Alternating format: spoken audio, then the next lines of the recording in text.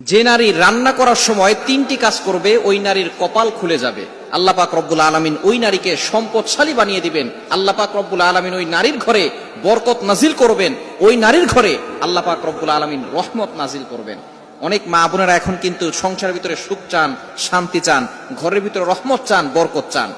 বিশেষ করে যে সমস্ত নারীরা সংসারে বরকত চান তারা কিন্তু অবশ্যই এই তিনটি কাজ করবেন। দেখবেন আপনার ঘরের ভিতরে শান্তি আসবে এবং আপনার রান্না সুস্বাদু হবে এবং আপনার রান্না যারা খাবে তারাই আপনার প্রশংসা করবে। আমরা অনেকেই কিন্তু নিজের প্রশংসা শুনতে চাই এবং অনেকেই আমরা ঘরের ভিতরে বরকত চাই, রহমত চাই। এজন্য আমরা এই তিনটি কাজ করব। নাম্বার ওয়ান, এক নাম্বার হচ্ছে আপনি যখনই রান্নাঘরে প্রবেশ করবেন তখন আপনি সালাম দিবেন। মনে রাখবেন রান্নাঘরে কিন্তু চুলা আছে। এই চুলা, গ্যাসের চুলা বলেন আর যেই চুলাই বলেন, এই চুলা থাকার কারণে যখন আপনি রাতের বেলা সেখানে থাকেন না, এখানে কিন্তু জিন জাতি থাকার সম্ভাবনা আছে। এই জন্য যখনই আপনি রান্নাঘরে ঢুকবেন তখনই সর্বপ্রথম এক নাম্বার কাজ করবেন, সালাম দিবেন, আসসালামু আলাইকুম ওয়া রাহমাতুল্লাহ। কেউ থাকুক আর না থাকুক, ঘরে যখনই প্রবেশ করবেন, যদি ঘরে কেউ নাও থাকে তারপরে সালাম দিবেন, কারণ ঘরের ভিতরে অনেক সময় শয়তান থাকে। আপনার সালাম দেওয়ার কারণে সেই শয়তান সেখান থেকে বের হয়ে যাবে। শয়তান আপনার ঘরের ভিতরে আর বসবাস করতে পারবে না, সেখান থেকে শয়তান বের হয়ে যাবে।